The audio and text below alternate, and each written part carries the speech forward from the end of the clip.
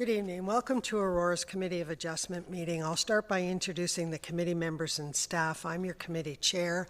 My name is Grace Marsh, and the remaining members with me here tonight are Hank Gosar, David Pierce, this is so old. What's your name? My apologies, Tom Plamondon and Roy Harrington. The secretary-treasurer with us tonight is Justin Leung, and our planner with us tonight is Marty Rokos. For each application that will be considered tonight, the following process will occur. I'll briefly outline the purpose of the application. The applicant or agent will then be given the opportunity to make a presentation, however, one is not required. It's the applicant's decision whether they wish to speak or let the application proceed on the merits of the information as received. Following any initial comments from the applicant, I'll invite members of the public who have an interest in the application to come forward and address the committee.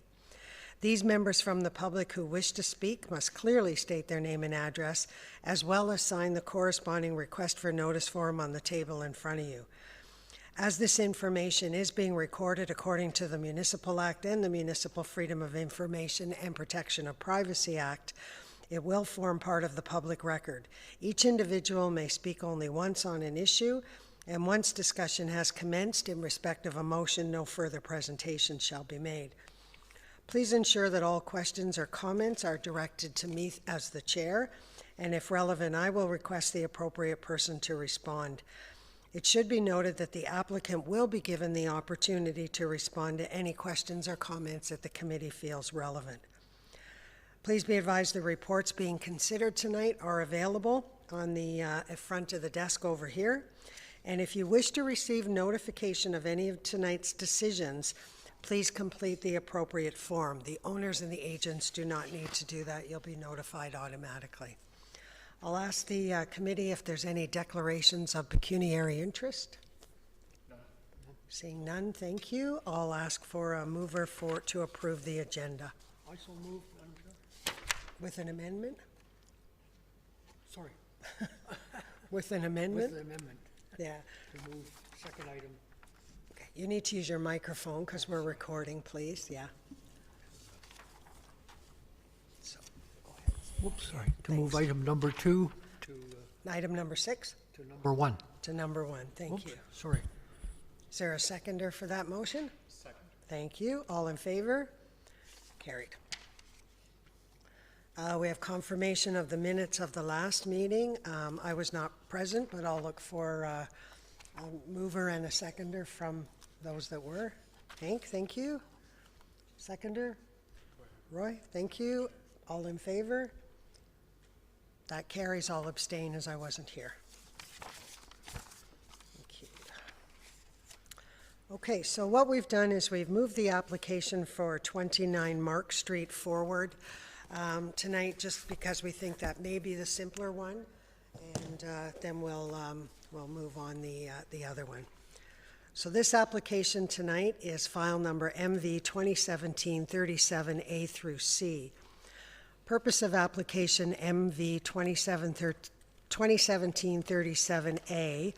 The applicant is seeking relief from the provisions of zoning bylaw number 6000-17 as amended, respecting to allow a reduction in the front yard setback for a second-story addition. The property in question is in a special mixed-density residential single-detached R7 zone. Section 7.2 of the zoning bylaw requires a minimum front yard setback of 6 meters. The applicant is proposing to construct a second-story addition with a 4.6 meter front yard setback, thus requiring a variance of 1.4 meters. Application MV 2017-37B. The applicant is seeking relief from the same bylaw as above to allow an increase in maximum projection for eaves. Section 4.2 of the zoning bylaw allow maximum projection of 0.7 meters into any required yard for eaves. The applicant is proposing eaves encroachment of 2.0 meters into the front yard, thus requiring a variance of 1.3 meters. Application MV 2017-37C is seeking relief from the same zoning bylaw respecting to allow a reduction in minimum front yard setback for steps and landings. Section 4.20 of the zoning bylaw requires a minimum front yard setback of 4.5 meters for steps and landings. The applicant is proposing to construct steps and landings with a front yard setback of 1.5 meters, thus requiring a variance of 3.0 meters. Planning Services had no objections. Building Services had no comments. Infrastructure and Environmental Services had no objection, but they did put a condition in.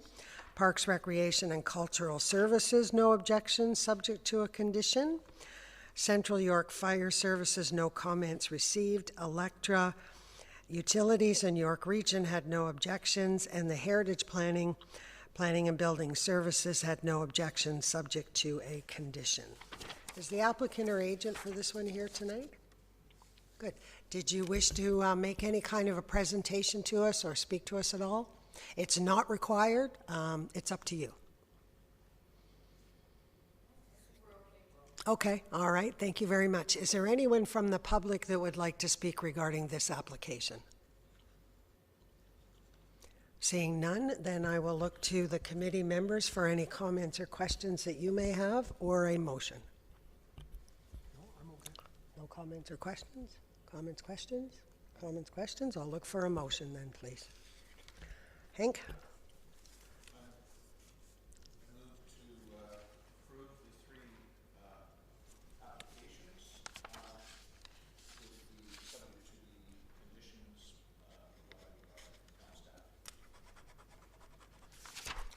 And this is not the one with the extra condition, no, okay. All right, do I have a seconder for that? Thank you, all in favor? That carries. You're done, thank you.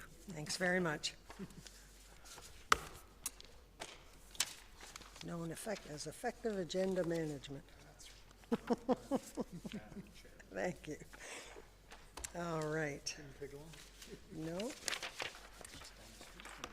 Yeah, it is. Yeah, they've been working on it for a while. Good night. You're welcome to stay. This is exciting stuff. All right, so now we'll go back to the start of our agenda tonight. We have a combination of 5 applications. They've all been provided to us on one staff report, so if you'll bear with me, I'll run through the applications as we need to for the public record, and then we'll go from there. So we have consent applications and we have minor variance applications. Please note on your staff report that file number 2017-07 should actually be 2017-08, and file number 2017-08 should actually be 2017-09. If you'll make that slight correction. So the purpose of application C 2017-08, the owner has submitted a consent application to sever the owner's lands, to don't need to say that twice, to create a total of 3 lots.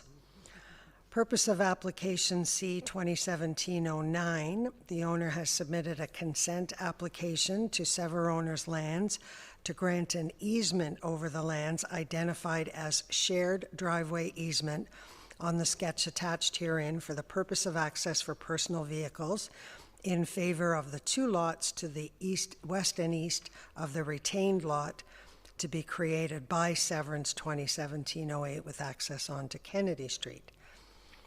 Application MV 2017-34A, and again, there's a few corrections in your staff report. The applicant is seeking relief from the provisions of zoning bylaw number 6000-17 as amended, not 2213-78, respecting to allow reduction in the minimum front frontage for construction of a 2-story detached dwelling. The property in question is in a detached first density residential R1 zone and environmental EP zone. Section 7.2 of the zoning bylaw requires a minimum lot frontage of 30 meters. The applicant is proposing a newly created lot with a lot frontage of 10.1 meters, thus requiring a variance of 19.9 meters, and that's applicable to lot number 1.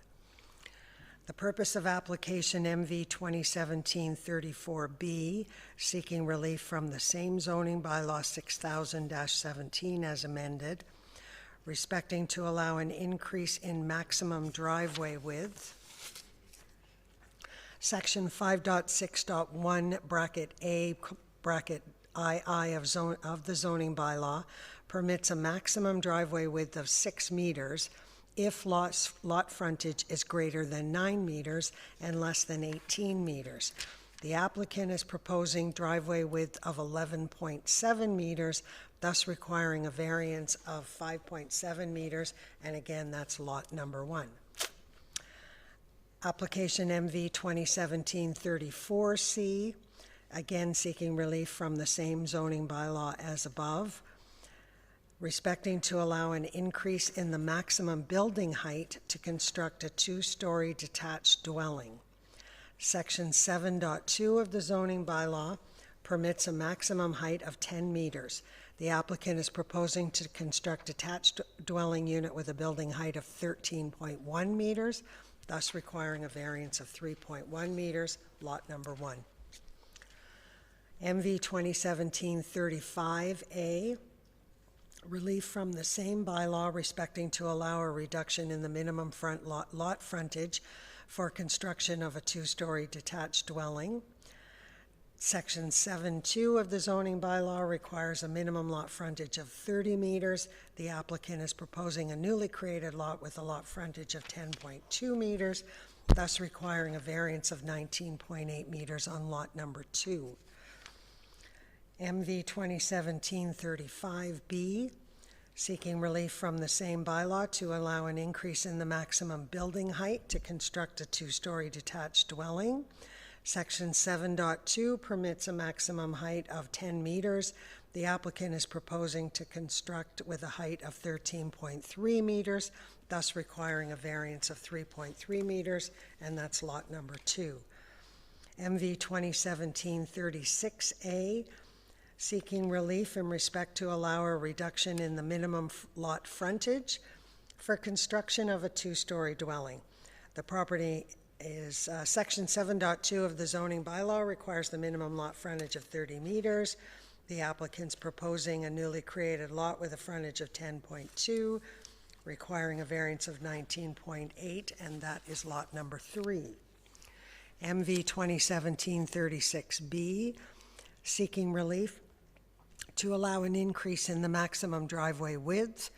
Section 5.6.1 bracket A bracket II of the zoning bylaw permits the maximum driveway width of 6 meters if the lot frontage is greater than 9 meters and less than 18 meters.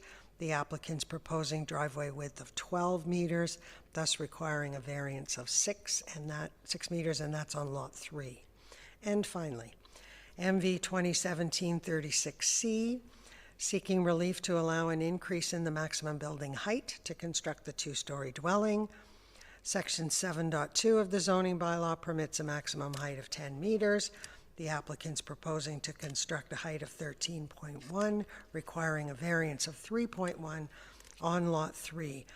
Please note that consent applications C 2017-08 and 9 and minor variance applications 34A to C, 35A to C, and 36A to C are all related, as all 5 applications are to facilitate a proposal for 3 detached dwelling units on 3 lots on the subject property once the severance occurs, with each of the lots serviced by a shared single driveway access onto Kennedy Street West. Planning Services had no objections but have conditions. Building Services had no comments. Infrastructure and Environmental Services had no objections but have conditions. Parks, Rec, and Culture Services had no objections but have conditions. Central York Fire, no comments received. Electra Utilities in York Region had no objections.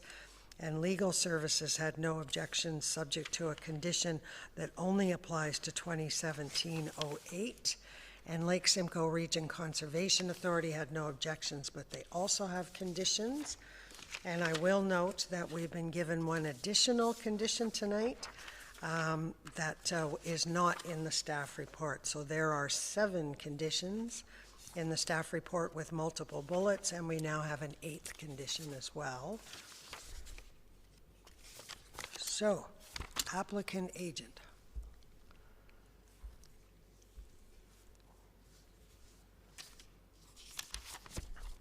Actually, I'm sorry, I'm going to interrupt you for 30 seconds. We're going to do the consent applications first, because without those, the rest don't follow. So I think I'll do this in 2 parts, if the committee's in agreement to that. So we will deal first with your 2 applications for consent to sever C-2017-08 and C-2017-09. So if you could keep your comments to that at this point, and then we'll, if that passes, then we'll move on to the other variances. Thank you. Okay. Sorry, I have a presentation.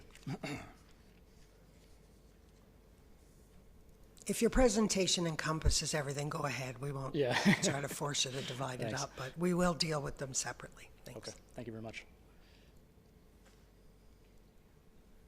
Do you have a key by any chance? Yeah.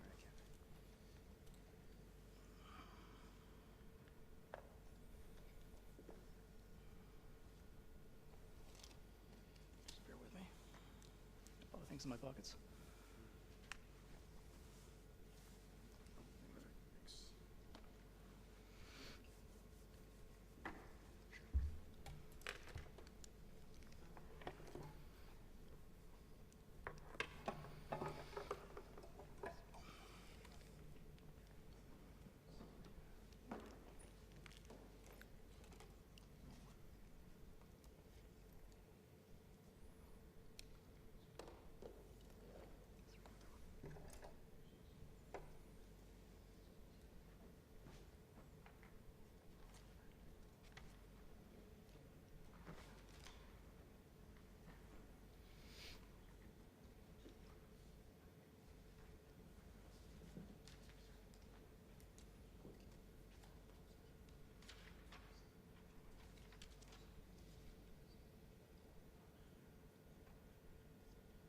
Could I ask a question while we're waiting? Could I ask a question while we're waiting? Well, actually, we generally let the applicant do their presentation first, just to stay with the protocol, if you don't mind. And then as soon as he's done, I'll be looking to members of the public for questions or comments. Thank you.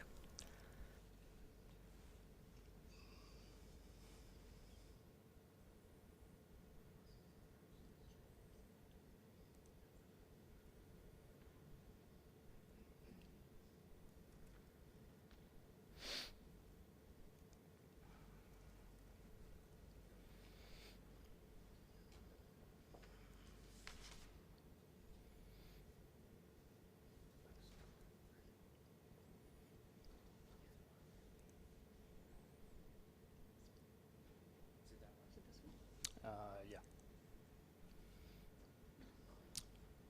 Looks correct.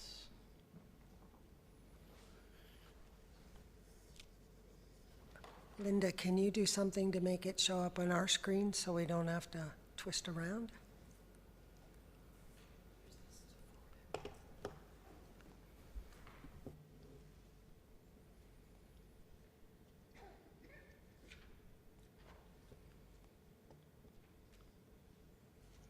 Perfect, thanks for. Okay, good evening, members of the committee. Madam Chair, my name is Tom Kilpatrick, and I'm from Malone Gibbon Parsons, and I am representing the owners, Jessmar Group, care of Ballymore Homes, in regards to their property located at 190 Kennedy Street West. We are applying for 2 consent applications. The first to sever lands to create a total of 3 single detached residential lots, 2 severed lots, and 1 retained. The second is to grant an easement over the lands identified as shared driveway easement for the purpose of access for personal vehicle in favor of severed lot 1, retain Lot 2, and severed Lot 3 with access onto Kennedy Street West. We are also seeking 3 minor variances. The first is to reduce the minimum lot frontage from 10 meters, whereas the zoning bylaw requires 30 meters. This is for severed Lot 1 and 3 and retain Lot 2. To increase the maximum driveway width to 11.9 meters, whereas the zoning bylaw limits the driveway width to 6 meters. This is for severed Lot 1 and 3, and to increase the maximum building height to 13 meters, whereas the zoning bylaw limits the building height to 10 meters. This is for severed Lot 1 and 3 and retained Lot 2. I would also just like to say that this proposed development complies with... Sorry, we're just having a bit of difficulty hearing you. I'll get Oh, you to sorry. just lift that mic and get it a little closer to your, thank you. All right. I'd just like to note that this proposed development is consistent with all provincial plans and is also in conformity with the local OP.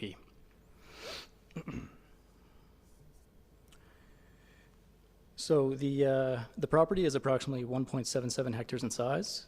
There is actually a vacant house located on the property. The subject property is surrounded by Aurora High School to the north, Wellington Public School to the north, medium density to the north, and also residential surrounding to the east, west, and south. The proposed lots are compatible with the existing lot fabric of the neighborhood. The site is approximately 500 meters or less than a 10-meter walk from the existing schools. This is the proposed severance plan. Lot 2 will contain the wood lot and floodplain to the rear, as you can see.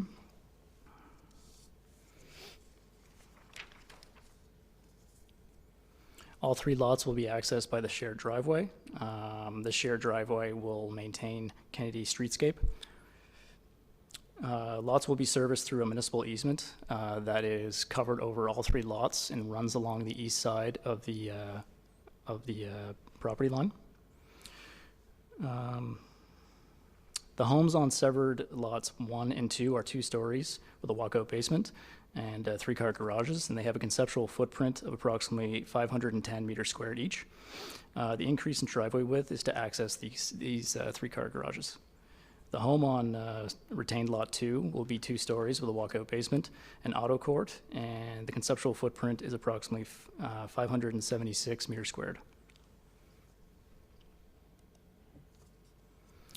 This is the preliminary landscaping plan. So the entrance will be landscaped to maintain the Kennedy streetscape, and also landscaping is proposed along all property lines neighboring onto existing lots. So this is the conceptual elevation for Lot 1. The maximum building height being proposed is 13 meters. Due to the grades on the site, these units are walkouts. Building height is measured from average finished grade. Therefore, this increase in height is to compensate for these grades and also to be compatible with the existing homes in the area. So that's conceptual. That's Lot 1. This is Lot 2. This is Lot 3.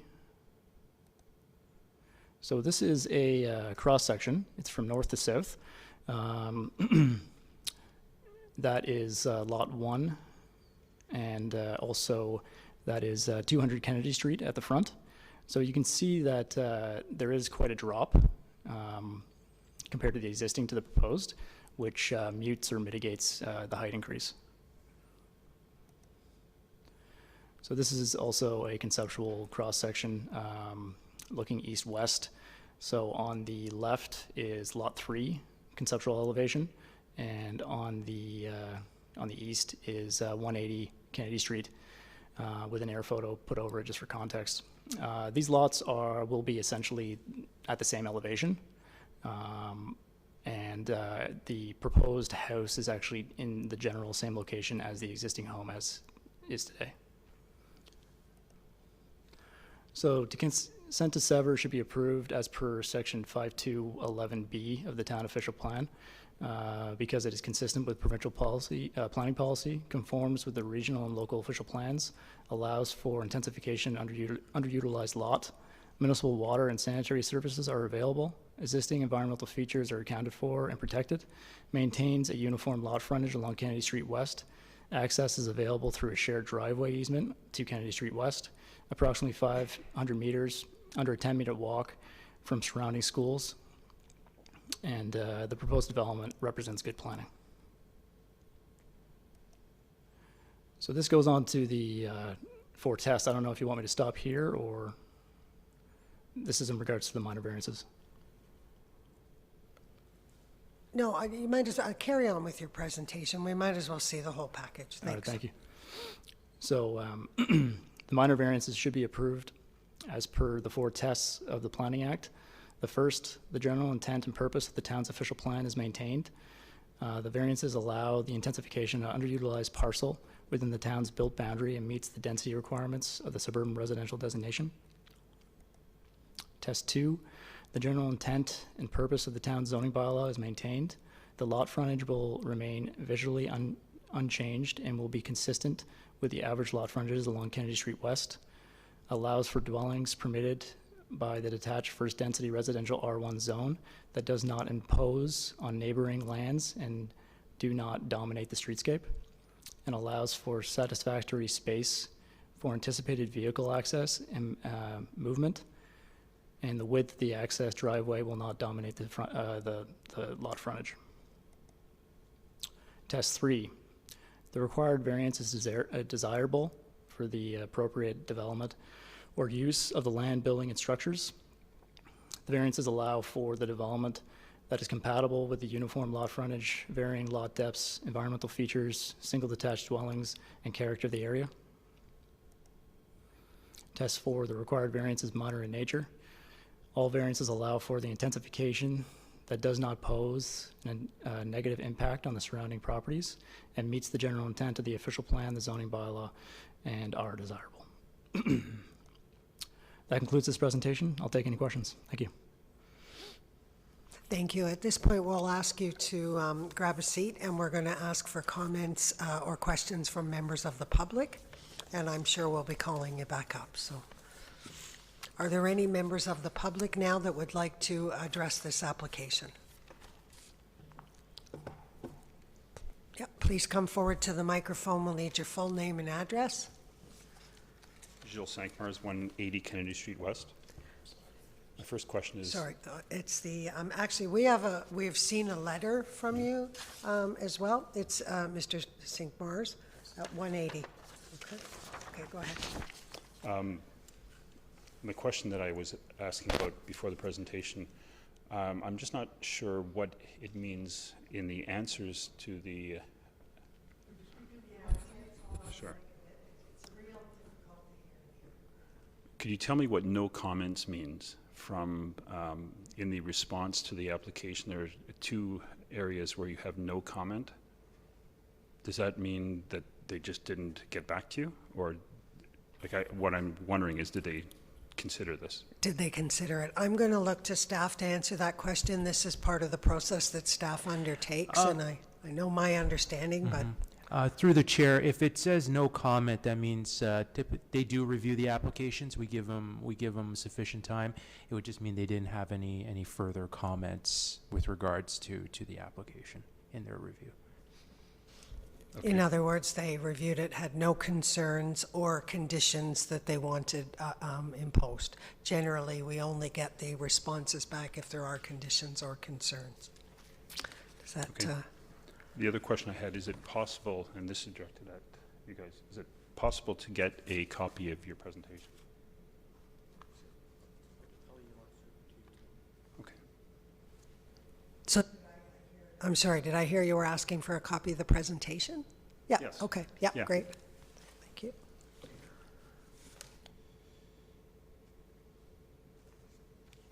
And I just wanted to clarify my understanding of it. So the single driveway on Kennedy Street is going to be 6 meters wide. Is that correct? Staff? Through the chair, that's correct. The driveway will be 6 meters wide. Thank you. That's everything. Thanks very much. Any other members of the public that would like to speak to this application? Okay. Nope. Thank you. Seeing none, then I'll look to the committee for comments, questions. I think maybe we'll deal with consent first. So if you have any comments or questions on C 2017-08 and C 2017-09 to start with. Okay, go ahead. A couple of questions with regards then to the shared driveway easement. I'm wondering if the applicant can first of all show us where, or maybe staff point out where the municipal easement is and what that easement is for.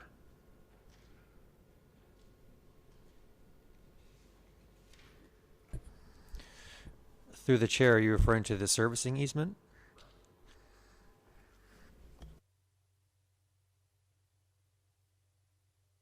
You want me to show it? Yeah.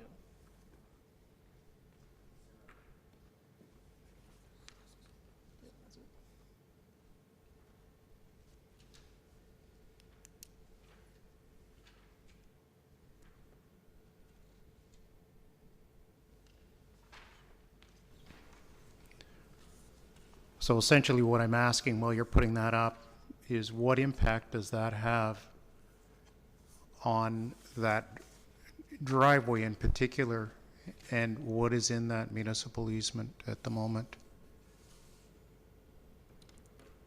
Staff or myself? Go ahead, Mr. Kilpatrick, that's fine. My understanding that it's, through you, Madam Chair, my understanding is that it's municipal sanitary and water in the municipal easement. And as you can see in the drawing there, the municipal easement takes up part 16. And then if you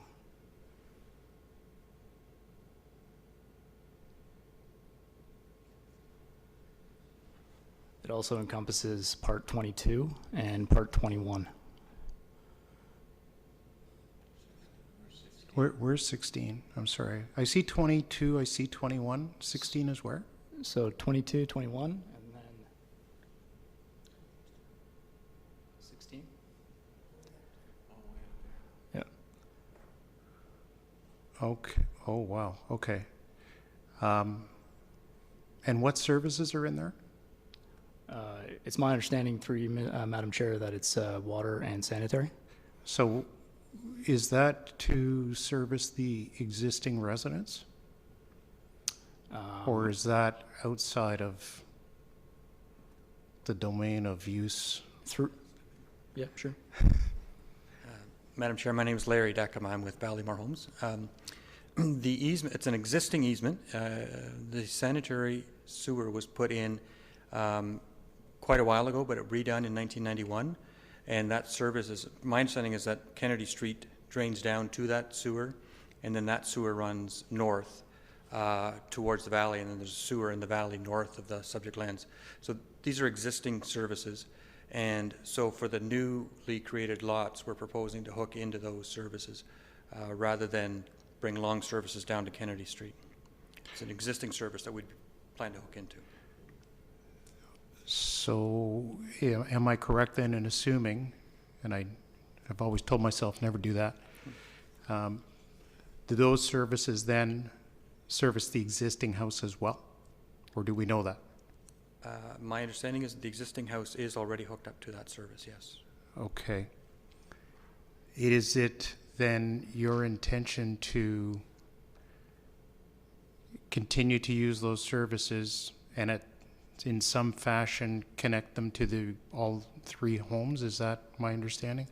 Yes, we intend to install, use the one existing service for the existing house and then two new connections for the two new houses. Coming back into the existing line? Yes. Okay. And this may not have any bearing on decisions being made tonight, because obviously you've gone through this process and you obviously know what the town's position is with regards to whether these are private sewer services or public, and where and at what point do they become, you know, typically you look at a property line and they take the surface to the property line, and then beyond the property line it goes to the home. The public side is the responsibility of the town, and then the other side of it is the responsibility of the homeowner. How this is going to work here, we haven't seen this. So the assessment in the severance obviously is the impact that that would have. And I'm going to ask then, if that exercise has been done, do you have assurances from engineering that what you're proposing has been accepted and reviewed? We have had lots of discussions with engineering on this, and yes, I believe that the engineering department, there was an email that came out just a couple of days ago from Sabir Hussain saying that, and I hope you have a copy of it, and he's actually suggesting an additional condition, which we're okay with, which says that the component of the services that's within the easement would continue to be, the maintenance and repair of those would continue to be the responsibility of the homeowners and not the town. And we're okay to that, with that.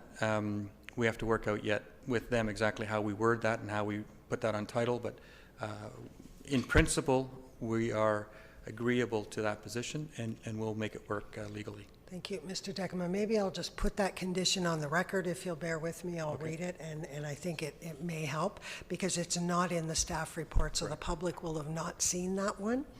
So there is an additional condition being proposed that any repair, maintenance, and replacement of service laterals proposed within municipal easement will be the responsibility of the homeowners. And as such, a warning clause to that effect will be registered by the applicant on title of each of the proposed lots to make the future homeowners aware of this responsibility. So that's the wording that's being recommended for the extra condition related to that. And we're okay with that recommended condition. For the record, we're okay with all the recommended conditions. Okay. So then, can we put the site plan back up, please? I think I know the answer to my next question, and I think the landscape. even the landscape plan that we had up before is probably the best.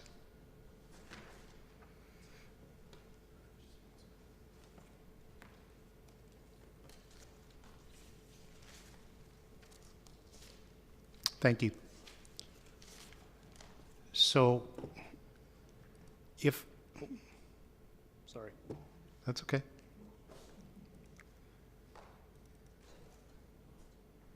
Harriet, I'm just going to the larger one. thank you. Thank you very much. Okay. So, looking at the way that the three lots, the proposed consent for severance on these three lots, you've centered the driveway coming in off of the middle, we'll call it, lot there. Are the existing services that are there affected by that driveway located where it is? In other words, if we, maybe it isn't our worry or the town's worry, but for example, if something were to happen, my concern here is if the municipality or any of those services had to be opened up, that a blocked driveway would render access to three homes very difficult.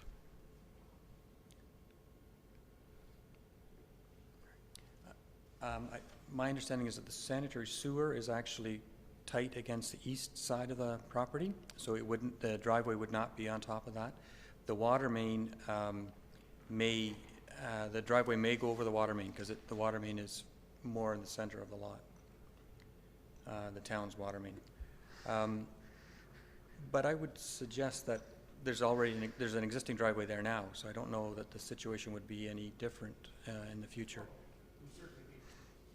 It would certainly be more complicated with three homes.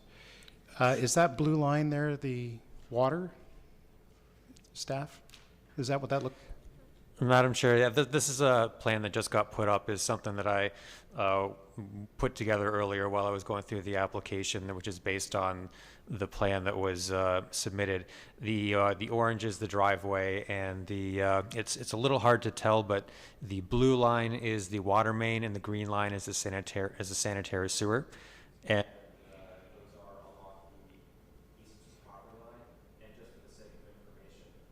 and just for the sake of information, there's also a sanitary sewer that runs east-west, basically across the top of the property, which if you put it down a little bit, you'll see there, and that's the green line that goes east-west, and that's a municipal sewer, sanitary sewer as well. So access to those, Marty, don't look like they would be affected any more tomorrow than they are today. Would that be correct? That's correct. Okay. Thanks. Thanks for doing that, Marty. I appreciate that. That really helped clarify things here. And if those services are to be used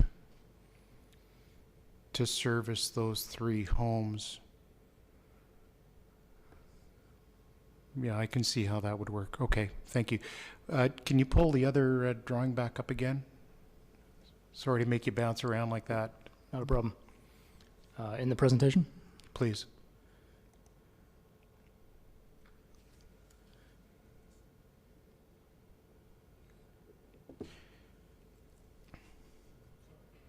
Just a site plan is fine.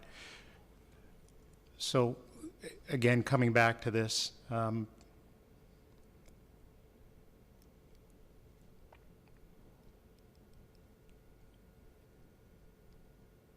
okay, just looking at, okay, I'll hold my comments. The rest of them are really zoning and minor variance related, so we'll come back to that, I assume, Madam Chair. All right, thanks, that's all for me. Thank you. So Hank, questions on the consents, please? It's not on. There you go, okay. Is there any chance that the house at 180 Kennedy is hooked up to these services through the easement? Through you, Madam Chair. From my understanding, no.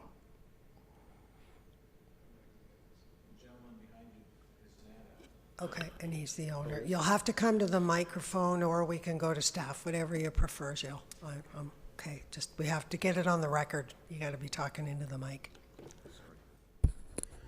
I know when they disconnected the gas at the existing house on 190, it affected our property, and they had to run a new line up to our house. And I was going to pose a question about the additional condition. Will the implementation of this affect our property, like when you hook everything up? And just how will that be mitigated or minimized? So gas is something different, I guess, clearly, right? But the sewer and the water, that's the responsibility of the town. So you are hooked to the same lines within that easement? Is that your understanding? I don't know. You don't know. Would staff have any information about whether those are the lines feeding 180 as well? Madam Chair, I don't have the information on specific, how that lines to specific houses on the street are set up. The resident would be welcome to contact our infrastructure department for any information on how that would work and how that might be mitigated if there are any issues. All right, so just for food for thought, if during the motion you wanted to add something about that, that would be appropriate. Any other questions, Hank? This point on the consents, okay. Roy, any questions on the two consent applications? We're just talking about the severance consents at this point. We'll do the minor variances in a moment. Just the two consents to sever. On consent to sever, I asked Marty, there's a minimum area required for each lot that's consent to sever, and I presume they comply. Marty? Through the chair, yes, the minimum area is 0.2 hectares, and each of the lots does comply with that minimum. Thank you. That answers your question? Okay. Oh, yes, absolutely. Sorry, through the chair, maybe this is pertinent to the consent. I did read in your report, in your application, and this may be coming back to the resident at 180 Kennedy Street when he raised the issue. In your presentation, in the package that we received, it indicated that you had had some discussions with Central York Fire. And I note in the staff report that Central York Fire had no comments received. Can I ask the applicant what discussions took place, what information was shared with them, and if any concerns they had? Yeah, through you, Madam Chair. We met with Central York Fire Services, I would say a few months ago, discussing almost the exact same plan. Our questions were in regards to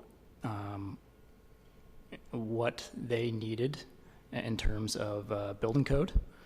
Their response was when a house increases in size, I believe it's 600 square meters, then a number of other additional items are required, including a turnaround. The driveway would have to be built to a certain standard. However, all homes are below that amount, so then therefore they fall under a different category under the building code. So all they require is a 6-meter wide driveway width to potentially access the property. Okay. Sorry. So nothing came back, Marty, from Central York Fire at all? Nothing at all? Through the chair, no, we didn't get anything from them.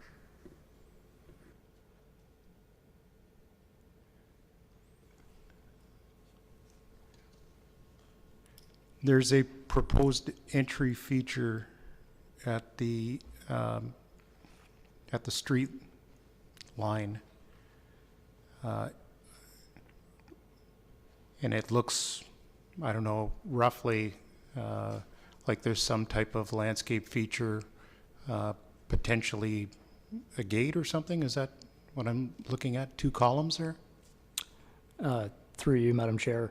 Yeah, that drawing is conceptual. We were potentially thinking about some sort of entry feature, which would consist of, I'm just saying potentially 2 columns. It does not contain a gate. Okay. Okay. Thank you. Okay, that actually, the Central York Fire was going to be the one question I had, but I presume if they had any access issues, they would have been raised. So the 6 meters is sufficient, I guess, for their access, or they would have raised that. Is that your understanding? Yes, that's correct. Okay, all right, good. Any other questions or comments then on the 2 consent applications? And if not, then I will look for a motion.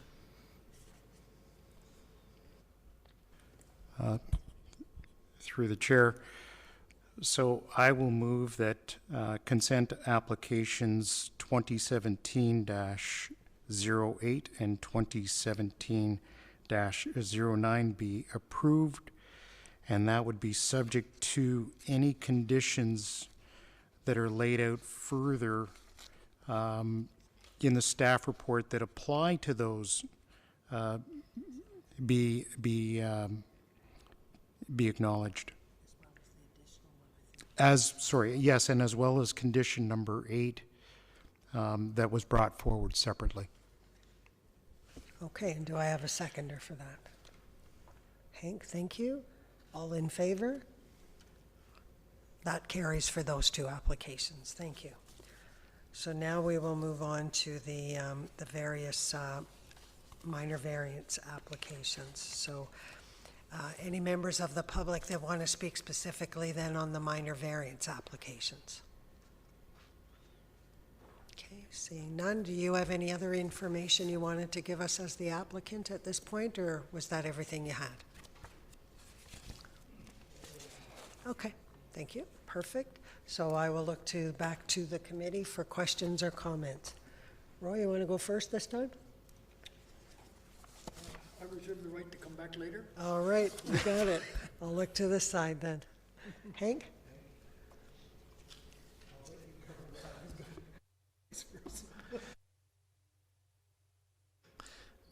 Am I on? Okay. Could I see the map of the how the 3 lots are divided again? I'm looking at who's going to be owning the driveway easement section. Okay, so each owner is going to have some access point, but only use one driveway. Okay.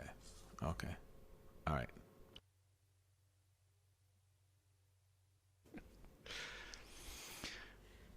Okay. Through the chair to the applicant, Mr. Kilpatrick, throughout your presentation you made reference to the frontage being compatible and in keeping with the neighborhood. I'm going to take exception to that.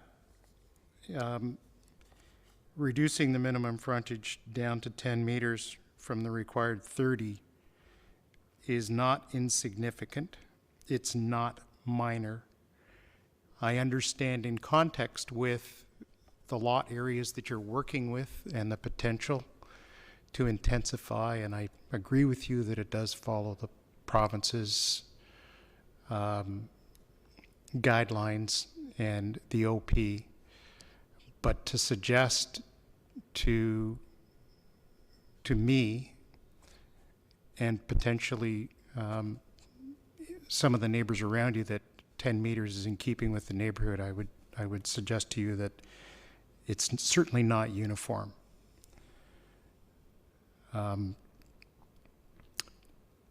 Number one.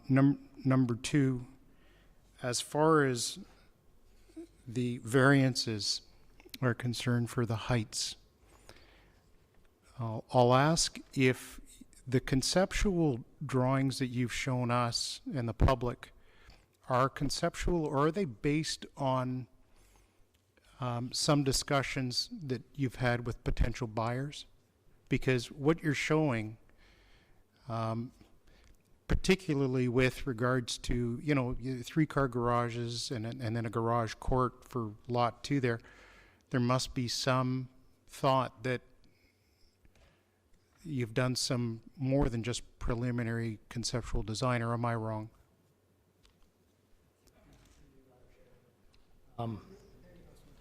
Sure. Here's Larry again. The man with the answers. Yeah, well,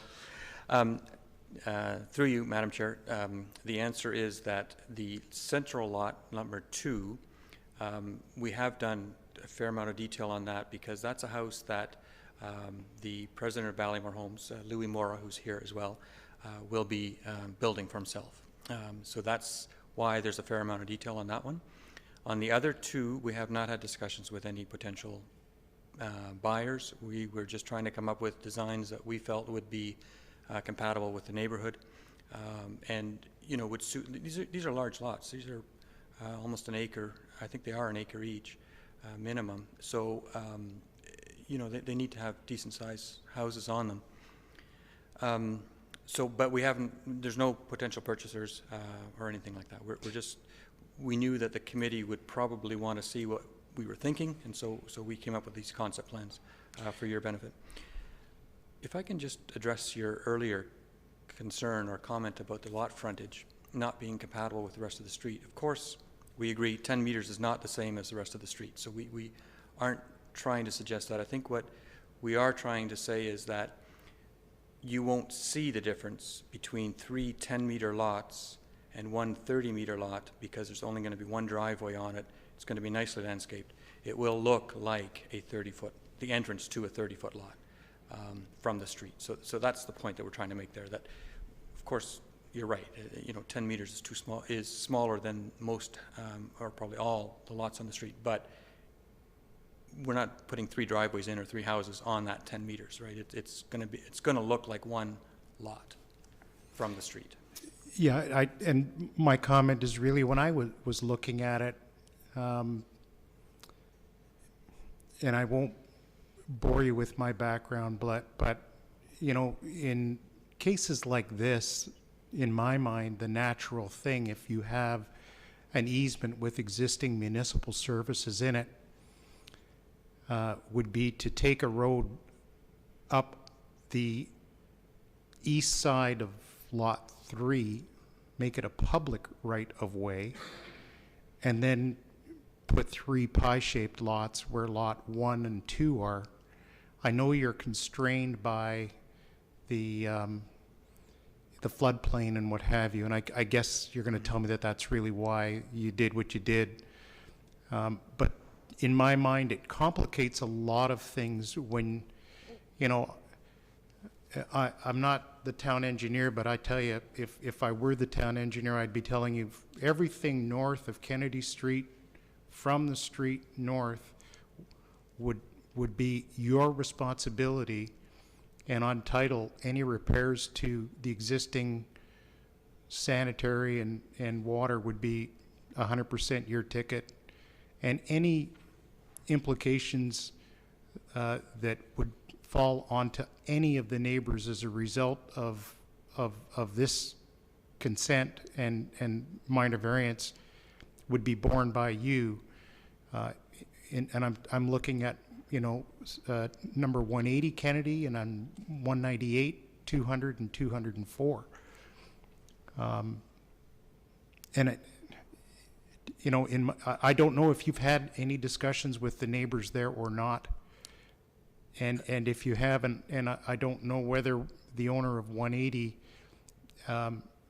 is satisfied with any concerns that he may have now and or in the future that may impact his property, and whether or not you've come to some agreements with him. Through you, Madam Chair. We have had discussions with the neighbors.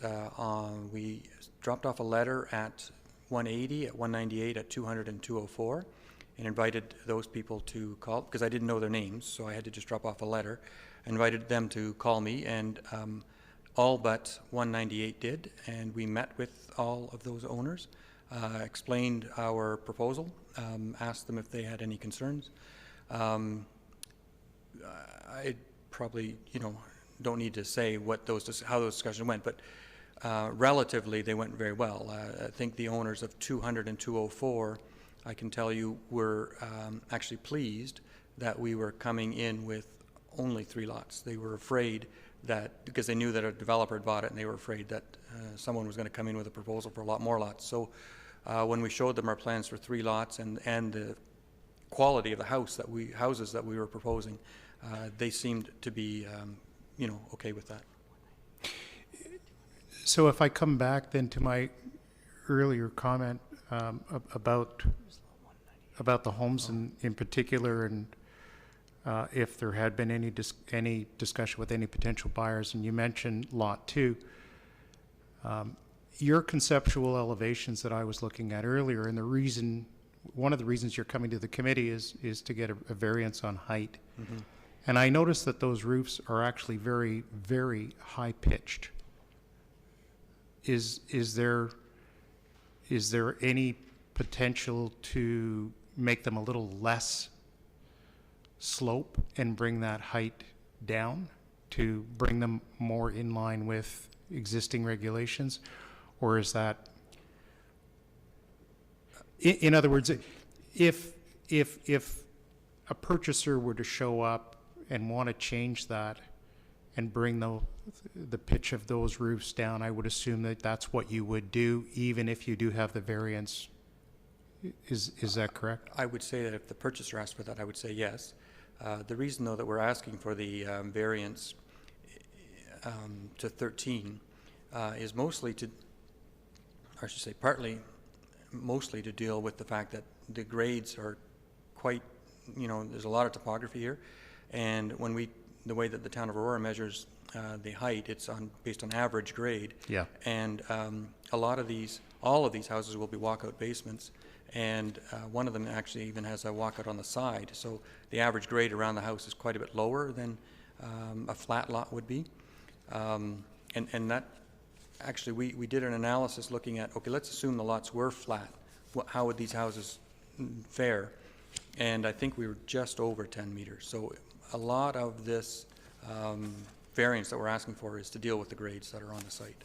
So we hope that the committee will approve the 13 meters, and we don't think that's out of character with the other houses that are on the street. Sure, by all means, Madam Chair. Thank you. Thank you. Normally, I wait till the end, but we're on the subject, so I don't want to bring us back.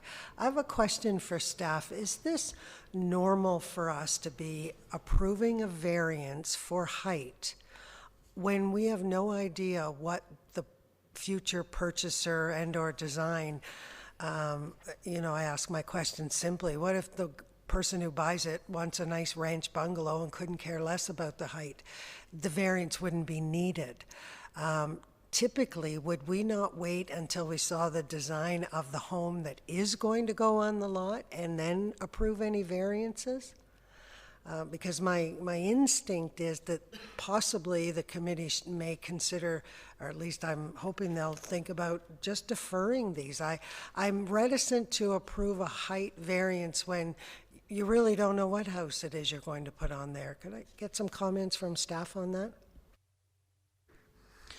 Madam Chair, this was looked at by staff, and with the basically the conceptual plans are showing what could be built, and similar to a rezoning application at council, a lot of the time when that application goes through, it is conceptual elevations and plans that are submitted. So in this case, it was determined that that was enough information to be able to support the proposed minor variance applications for height. Basically, it shows that it can work without impacting the surrounding neighborhoods and with satisfying the tests of the minor variance. However, potentially, we could approve this. The house could be redesigned and be a little bit higher, and we could have this in front of us again when the house is finally designed in its final stages. Correct? Madam Chair, that's correct. If the building permit application comes in and it doesn't comply with the zoning bylaw with the variances, then they would have to come back to apply for another variance, and that would be looked at based on the merits of that application, and it would be a variance from the original zoning bylaw, not from the variance that we're looking at tonight. All right, thank you for allowing me to jump in just to carry that thought through. Appreciate it. No problem. Actually, what it did, Madam Chair, is it did allow me to, I had highlighted one of the conditions in the staff recommendations, and I'm going to refer to it now. And it did put me a little bit at ease, not so much for the variance, but for other concerns that I had. And it's condition number 3, the bullet, the first bullet that reads that the applicant owner enters into a letter of understanding to address the following: the building massing, height, primary facade, architectural elements and materials, landscaping, and tree preservations and driveways to the satisfaction of the Director of Planning and Building Services. So there's a little bit of what I call wiggle room in that. that gives the Director of Planning and Building Services some latitude to make some suggestions. But I was of the same mind as you, Madam Chair, and I'll ask the applicant then on Lot 2 is the, you mentioned that you've gone into a fair amount of design detail on that particular home because it will be potentially occupied or owned and occupied by the president of Ballymore Homes. Is he satisfied that what we're looking at tonight fairly well developed, or? And the reason I bring that up is, again, I think in his interest or in the interest of the developer, obviously he's going to want to have the adjacent homes fitting with what he is potentially going to be building here. Am I correct in that assumption? Yes, you are correct on the assumption that there's a fair amount of design that's gone into that middle house, and also, you know, the other two houses are going to be at a caliber that, you know, is suitable for the area, and that was one of the things that we stressed with the neighbors too, is that we're not building something cheap here. It'll be nice, fitting for, because Kennedy Street, you know, we all know is one of the nicer streets in the town, and we certainly won't do anything to detract from that. See, I'm not as reluctant to approve the variances for Lot 2, but Lot 1 and 3, I'm not as, I'm of the same opinion as the chair, and I may ask if a motion comes forward that we deal with them separately. But I'll see how we go on that one. Now I'm going to come back. Unfortunately, or maybe fortunate for the town, but unfortunately for you fellows, and with all due respect, I happen to have a son who is a firefighter, and I won't say I'm a fire truck chaser. However, I am, because I live in this town and my son is a firefighter, as it turns out, in this town. I get a lot of discussion with him, and I know of 2 situations. If you put your site plan back up again, 6-meter driveway with a ladder truck. I know how they think, and I know that if you have a couple of landscape features potentially the way you're showing them, they may do one of 2 things. They may leave the truck at the road and run in with a hose, or they may try and get a truck through there and clean out whatever is in their way. I won't tell you what my son would do. I know what he would do. And I will suggest to you that perhaps I might suggest that you give some very serious thought to any landscape feature in a 6-meter wide drive. I know the other driveways on the street are less, but they're also a whole lot closer to Kennedy than what you're showing us. And I don't know if I can put in a condition in, yeah, I knew you were going to say that, Madam Chair. However, I want to make the comment. I'll make it. It's made. It's on the record, and hopefully we'll go from there. And I'll leave it in your good hands. And that's, I think, wraps it up for me. Thanks. So a little latitude for opinion or suggestions. Okay. And we hear that and appreciate it. We're taking that back. Roy, questions, comments? I was just going to ask through you to our planner, Marty, how in heaven's name could such a lot have ever been created? Any idea, Marty? Any idea? They took the front lots. Through the chair, I don't know how, the history of how that lot is created to look the way it does. Predates most of us. It does. As the historical chief building official, maybe you should be telling us. Thank you. All right. Okay. Good. So is the committee prepared to make me some kind of a motion on this? Any further comments, questions? Yep. I just have a question for the gentleman at 180 in respect to your letter. And you posed a number of questions, 8 to be exact. Are you satisfied that your questions have been addressed, either here tonight or in discussions with the applicant? With regard to our letter, yes, although a point came up tonight that I do not know the answer to, and that is what happens if something goes wrong. I think, sorry, I can't read the last name of Tom. I can read Tom quite nicely, but you brought up the point, what happens to the neighboring people? And we don't have a letter of understanding or anything like that. So that's our only concern. We actually, this presentation has been quite nice, and it's clarified a lot of our questions, and I think the response from the town did clarify all of our concerns, but that's the one outstanding one we have. What if something goes wrong? And in terms of what, though? Could you please be just a bit more specific with that answer for my benefit? If something goes wrong with what? Well, when they turned off the gas, there's okay. there's also a shared hydro line that goes up the property line. Okay.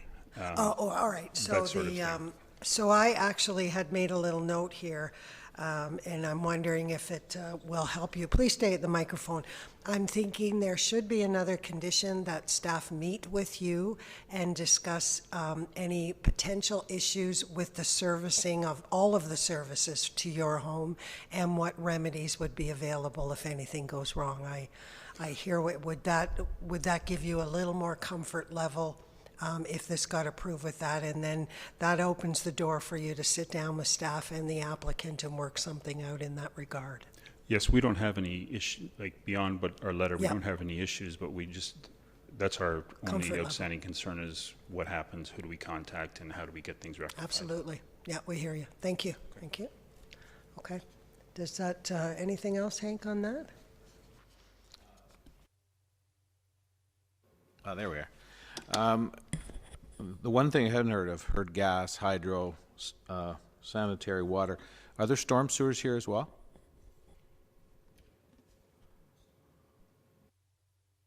Through you, Madam Chair, there are, I believe, the storm sewers. I'm not sure if there's storm sewers in Kennedy Road, but we're not planning to utilize those. We'll be sheet draining to the creek behind.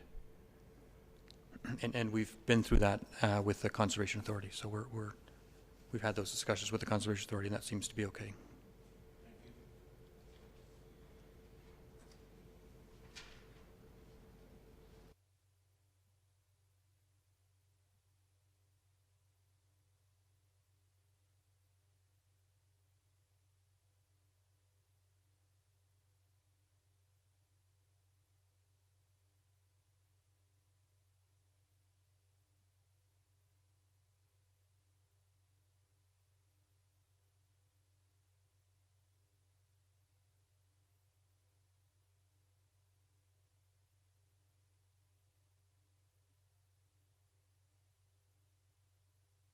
So I'm going to suggest to my movers and seconder that you may consider another additional, so it would be condition number 9, if you will, just for clarity, that staff and the applicant be required to meet with the owner of 190 Kennedy Street to address any concerns as it relates to the servicing to his private residence. Full stop. Yes, I probably did. Thank you. 180 Kennedy, thank you. To address any concerns with regard to servicing in his property. May I, Madam Chair?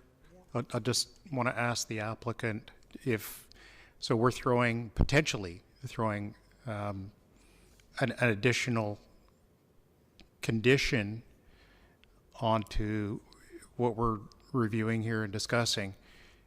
Potentially, would that be acceptable to the applicant? In principle, we have no qualms about meeting with Mr. Sinkmars. We're happy to do that, happy to do that with staff. I'm a little bit concerned about making it a condition, though, because what if something beyond our control prevents us from satisfying that condition? We can't finalize our severances. Is it possible to not make it a condition, but a recommendation? I'm just a little concerned about it being a condition and not being able to fulfill it. Sure. Okay. We're happy to do it. No, You know, no you're issues. correct, Yeah. because if the resident chose not to meet with you, then you can't satisfy that condition, and it leaves you with something hanging over your head.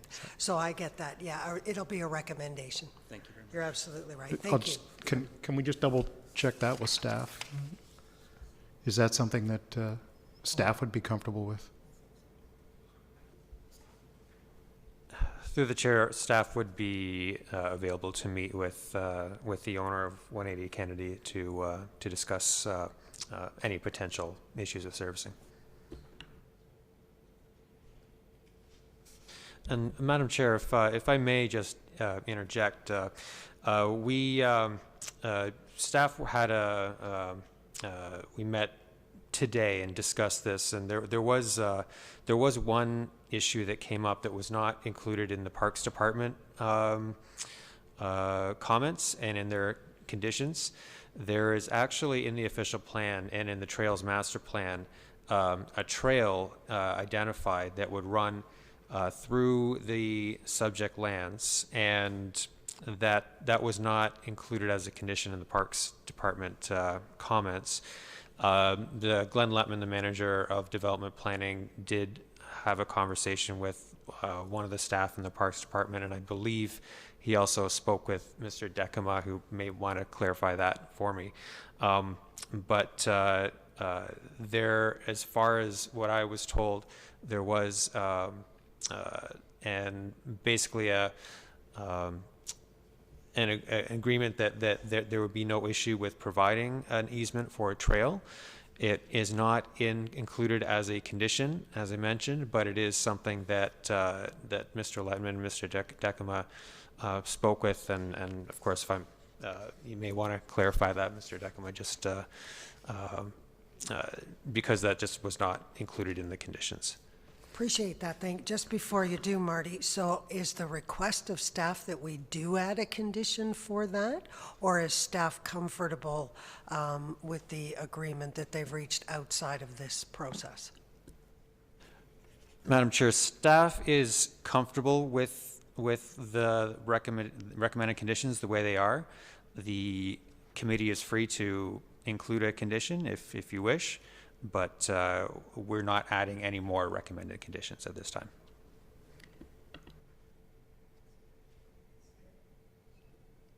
If I may, through the chair, if you look at condition number 7, and I'll go down, it's 1, 2, 3, 4, 5, 6th bullet. It talks about it's Lake Simcoe Conservation Authority, but it does speak to that should any of these lands be incorporated into the municipal trail system, a trail impact study will be required. I know that's Simcoe, so that's not the town, so it wouldn't be covered there. Am I correct, Marty? Through the chair, that's correct in terms of requiring the trail. It would need to be satisfied if we do have a trail for the Lake Simcoe Conservation Authority to be satisfied with it and sign off on it to their satisfaction. So now, if we want to do something, then it would be just an additional point under recommendation number 5. Staff are not requesting that we do that, so you think we should? Okay. So if you're involved in the motion, then we'll gladly accept that into the motion.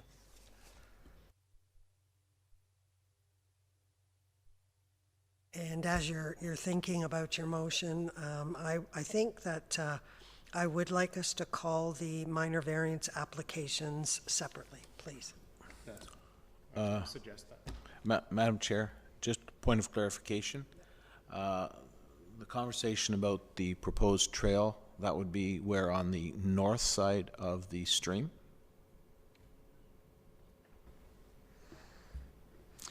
Madam Chair, if I can put a copy of the official plan map up. It shows it just conceptually, not in any detail, but I can put that up on the overhead if you wish to illustrate it. Certainly, or Mr. Decima, if you can even show us on the one we're looking at, do you know where that trail is proposed? Mr. Rokos is correct. I did have a conversation late today with Glenn Letman, and I was supposed to mention that. Okay. And sorry, it didn't get there, but confirm that we had that discussion, and what we said is it's too late really to add the condition, but we agreed that we would work on that together, and we have no objection to that. We will work on that with the town, and it may result in an easement from us in favor of the town for a trail location. And it would follow the north limit of the property, and we're not sure yet exactly where. And that's why I think the planning department was probably reluctant to make it a condition, because we don't know the details and timing and all that kind of stuff. So what Glenn Letman and I talked about is that we'll work together on that, and whatever the town requires, we'll make it happen.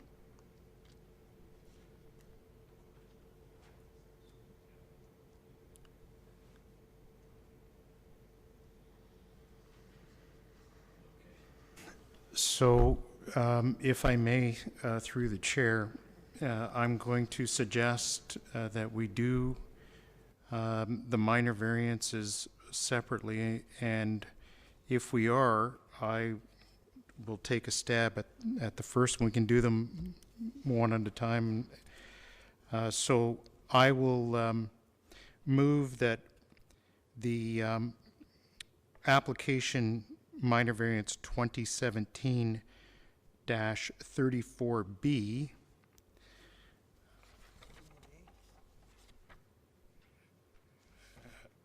I'm sorry, let's start at the top.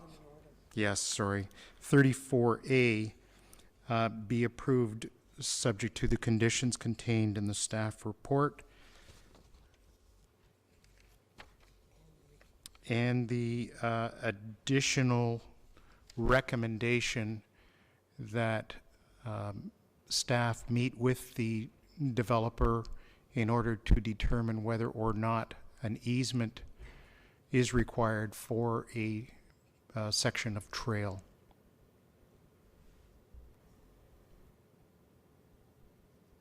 And a recommendation that staff and the applicant meet with the owner of 180 Kennedy Street to address any concerns regarding servicing. Correct.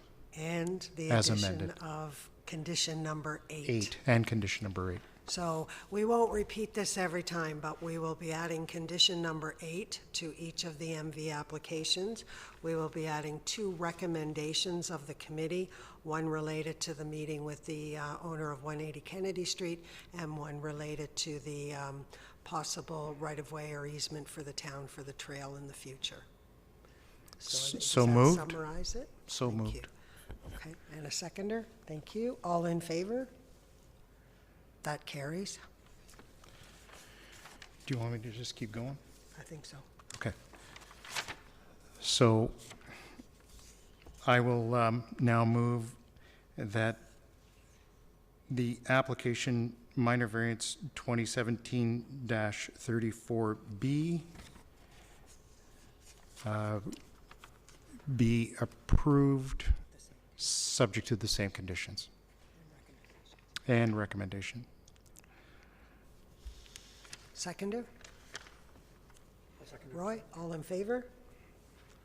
That carries. Thank you. Moving on.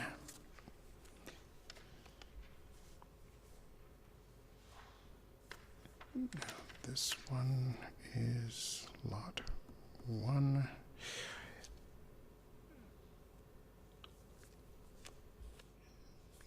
Now, lot 1 for, so I am not prepared to move that one.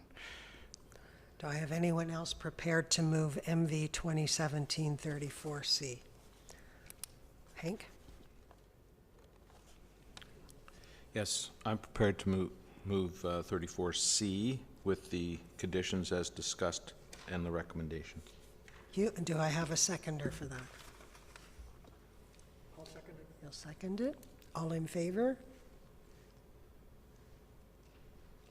That carries. 2-1. I won't vote unless there's a tie. Well, because I could cause a tie, so that carries, all right? Okay, and I will move, no, this is lot 2. So I will move that application MV 2017-34A, 35A, with conditions and recommendations be approved. Second? Hank, thank you. All in favor? That carries.